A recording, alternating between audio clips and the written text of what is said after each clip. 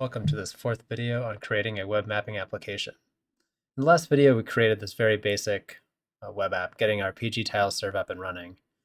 And at this point, Flask is really just serving us this one HTML file. There's no real compelling reason to be using Flask for something like this. You could just be putting this index.html on any web server, and it would act pretty much the same.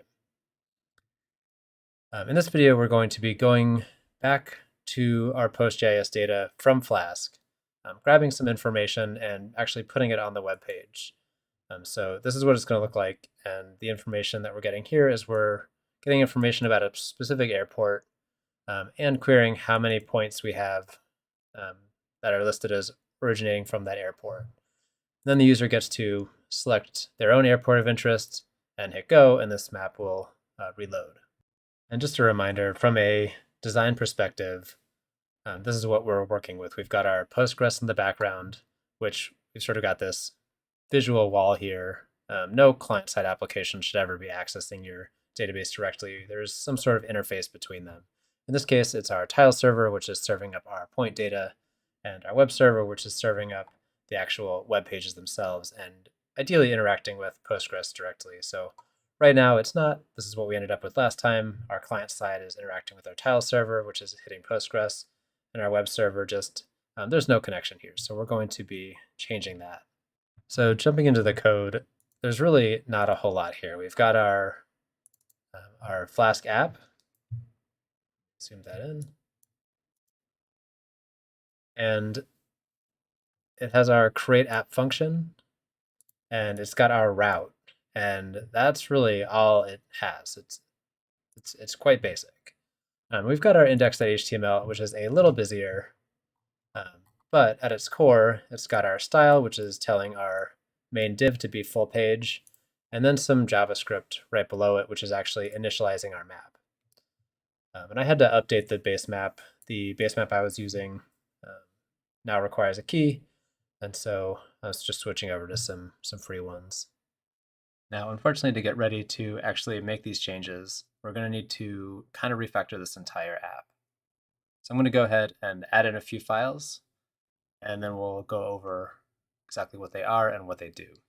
As you can see by the file structure here on the left, a few things have changed. We have added a model.py, which holds our object relational mapping objects. So we define what our tables look like so that Python knows how to query them without us having to use SQL. So actually defining these is really just an exercise in going through every column that's in our database, and for every table, defining the data type so that Python knows how to query them and how to cast them into the appropriate type. The only thing that's really unique to the geospatial world is this geometry part, which we import from GeoAlchemy 2, which is a add-on to SQL Alchemy. And so we do this for our airports, and we do this for our flights. Another thing to note is we added this config package. Really all this is doing is setting up some configuration things for Flask. We'll pass this config object into Flask itself, and there's two things in here that it knows how to deal with. The first is the secret key here, which we will attempt to pull from our environment, and if that fails, we will get it from just the string right here. Normally, if you're using a real server, you would be setting up your secret key on the server itself instead of hard coding it in the code. The other thing is the SQL Alchemy database string. SQL Alchemy will pull from this string if it's in the config, so we don't have to define this anywhere else. So going back to our app declaration, a couple things have changed here.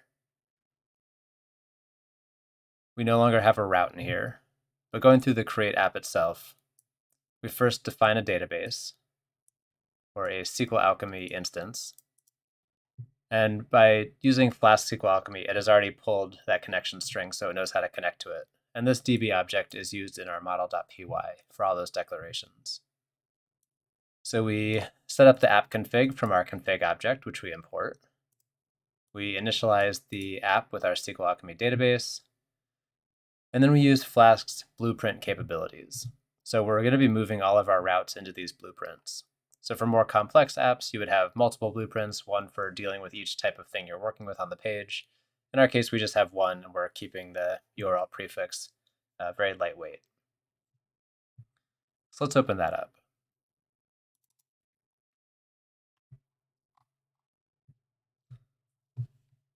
So right now, it's just this same index. It renders the index.html, and that's it.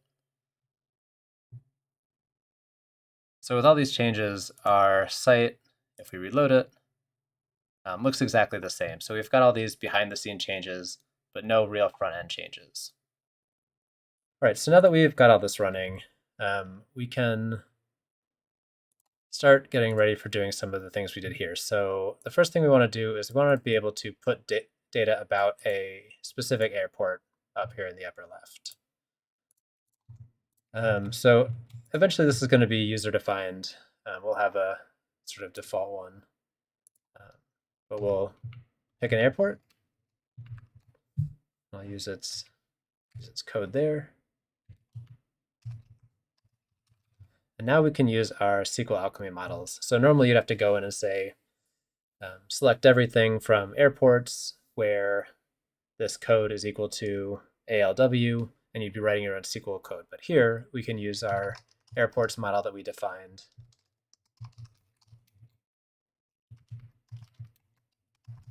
And we'll just grab the first one because it is actually unique. We don't need all of them. And now we can pass this into our template.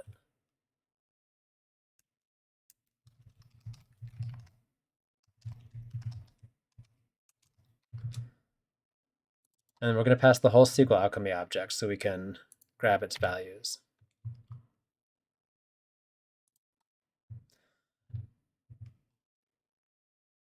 And if we just re-render the page, make sure there's no errors, great. So now we got to start making changes to the front end. So like I've mentioned, normally you wouldn't have all the CSS and JavaScript in your HTML file. But for brevity, we will just kind of put them in one place. So I'm adding some CSS that allows that div that's going to show our airport info to kind of float on top of the map here. So we'll create a new div.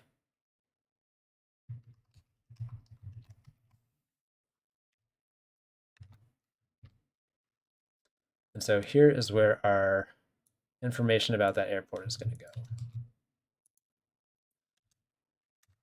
And I'm going to just kind of paste some of this in here. If you're not familiar, the curly brackets are what Flask and Jinja use to take Python variables and put them in here. We actually named ours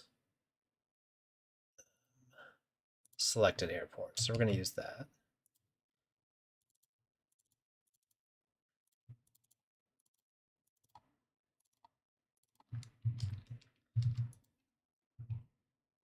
But basically, we're grabbing these individual values from our model.py. So we've got all of these variables available to us. We could put the latitude and longitude. In this case, we are just showing the airport's name, the code, which the user probably doesn't care about, the country that it's in, and its altitude. The text is kind of ugly, so I'm going to task bootstrap in here just so it looks a little bit nicer. All right, so that looks a little bit better. Okay, so let's get the count for this airport, the number of points that we have that are associated with it, so we can show that as well.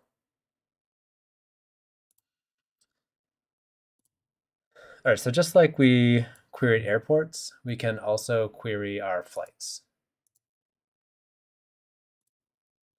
So in this case, we really just want the number of flights that are associated with this airport, or at least originating from it. So we'll start with our flights object.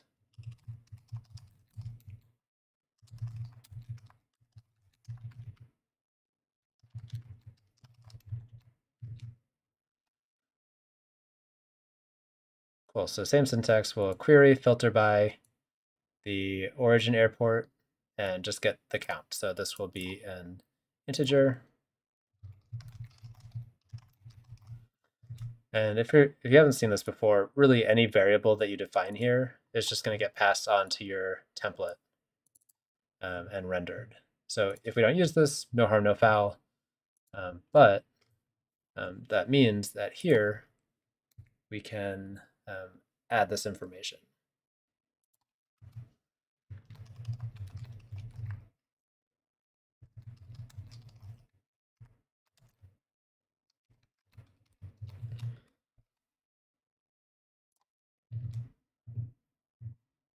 Cool. And so now we've got the ability to query our database directly from Flask and just pass that information onto the front end. So our front end is not doing any querying, it's just receiving these answers and displaying them. All right, so let's update the data that's actually being shown on the map. There's no reason to keep showing all of the airports.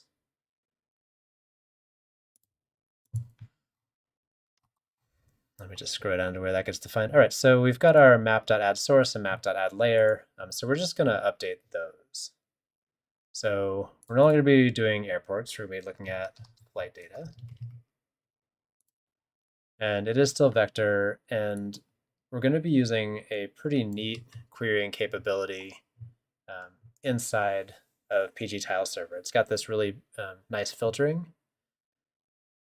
And so we could be serving up these tiles from Flask, doing custom filtering. And I think in a later video, I'll be doing that. But in this case, we can actually do the filtering right inside of our request, which is incredibly slick.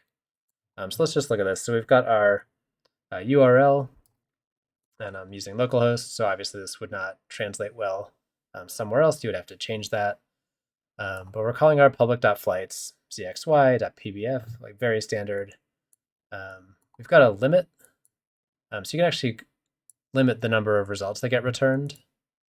And then it's got this neat filter syntax. And so we're filtering it by our current airport, where the origin or the destination airport is equal to that value. Okay, so we've updated the source. So now I have to update the layer. So change this to flight data.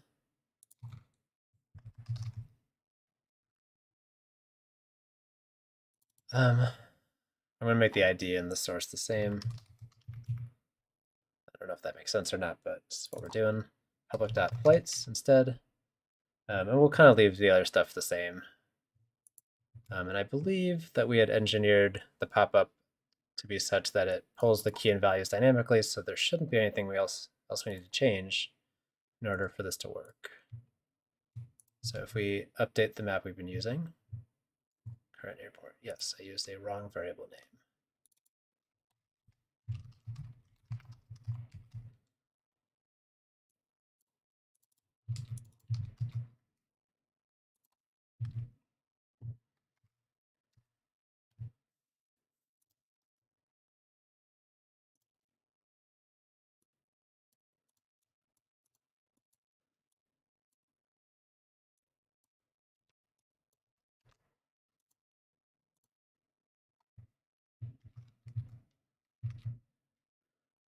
Okay, the downside of working with existing code and copying stuff in. Okay, so this is all we've got originating from the wallet or coming to the Walla Wai airport.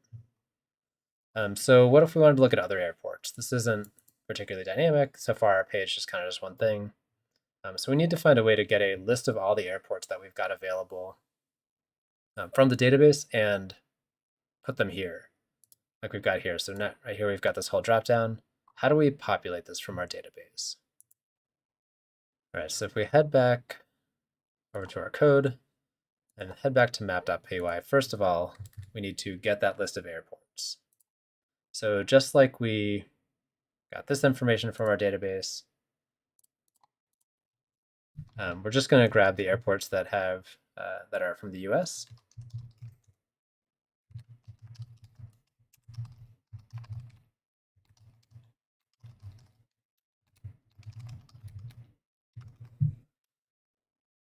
And it's as easy as that. So now all of these airports are going to be, are going to be these airport objects. We'll have access to all of this information. So we could pre-process this into something more readily usable, but because these things are so easily called, this information doesn't actually get sent to the front end. It gets rendered on the server, and then the final result gets sent. So you're not sending extra data around by passing the whole object into the template renderer. All right, so just like we added a new div for our airport information, we're going to need to add one for our search as well. So of course that means more CSS, so it knows where to render it and how to make it look. So I'm just going to copy and paste that in here, and all of this code is of course available in the GitHub, which I will link, so you can take a look at it more closely. I am not a web design expert, as you can probably tell from the look and feel of the pages. But up here where we're defining our divs on the page, before we start defining our script, we'll need to add one more div for our search.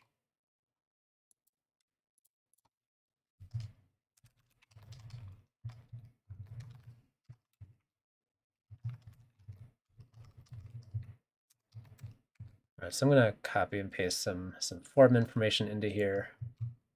We can go through it real quick.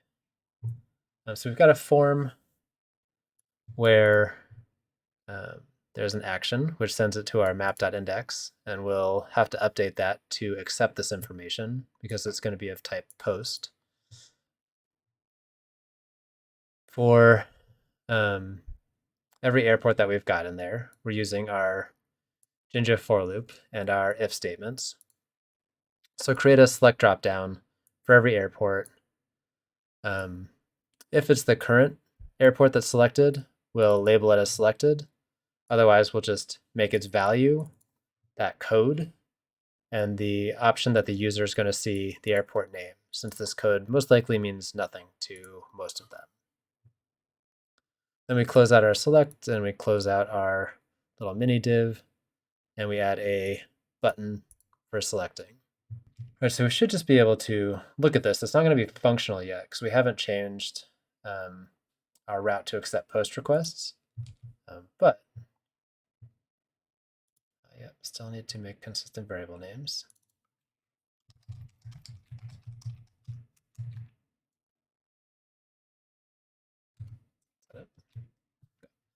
So now we've got our dropdown, and so now we can select other options. And when we hit go, it just reloads the page. That it hasn't found a way to take advantage of the information that we've passed it. So we need to make a couple of very small changes. So this does accept post requests, get and post. By default, Flask just allows get request. But we need to take advantage of the fact that a post was made.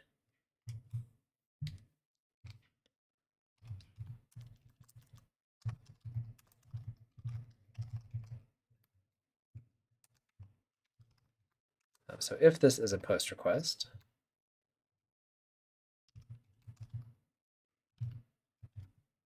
grab that selected code,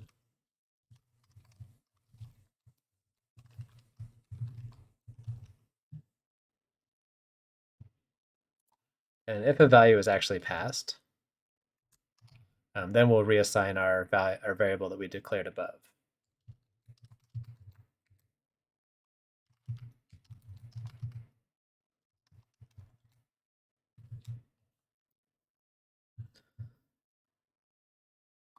All right, that should be all we need. So our app has restarted. And if we reload, yes, it needs to be a comparison, not an assignment.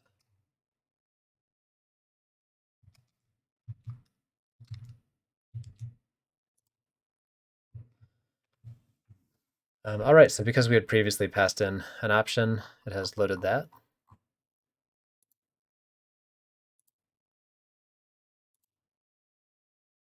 No options, no data there.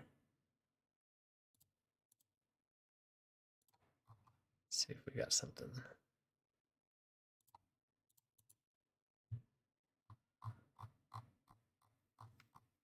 All right, so we've got something semi-functional. If we, Tallahassee's probably a little bit busier. So some of these might take a little bit longer to render. Visually on the front end, we are limiting it to 2,000 points. If we actually, as we zoom in, more and more data should load in that's relevant to this area. This is up here. So we've updated Flask itself to actually be talking to the database and passing that information to the front end based on user requests. So this is a pretty simple application, but hopefully you kind of see how these things work together. And if you don't, feel free to ask any questions in the comments, but this code will be posted. And I am hoping to put together a little video on how to actually scrape some of this flight radar data. One quick note on design here. We do have to reload the entire page when we select a new airport for this new data to show up. If you're using something like React or even inside of Flask, you could do this. You could set your server to be a REST API, and when you hit go, rather than reload the whole page, just send a request back, update the data here, and refresh the map with the new selected airport. So far we have used pgtileserve exclusively to serve point data onto our map. In the next video, I'm going to talk a little bit more about making something like this. How can we take data that is not actually in the database directly, like these connections between airports, and how do we make this data available to the front end? So we're going to be creating an on-demand GeoJSON and displaying it here on our map, using data in our database. So the strength and the width of these lines is going to depend on how many unique connections between airports we have in there. And then we're going to be serving that up in a custom way. As always, if you have any questions or if there's something that you would like to see or some feature added into this or other content that would you might find compelling, please let me know down below in the comments. Please like and subscribe, and I will see you in the next one.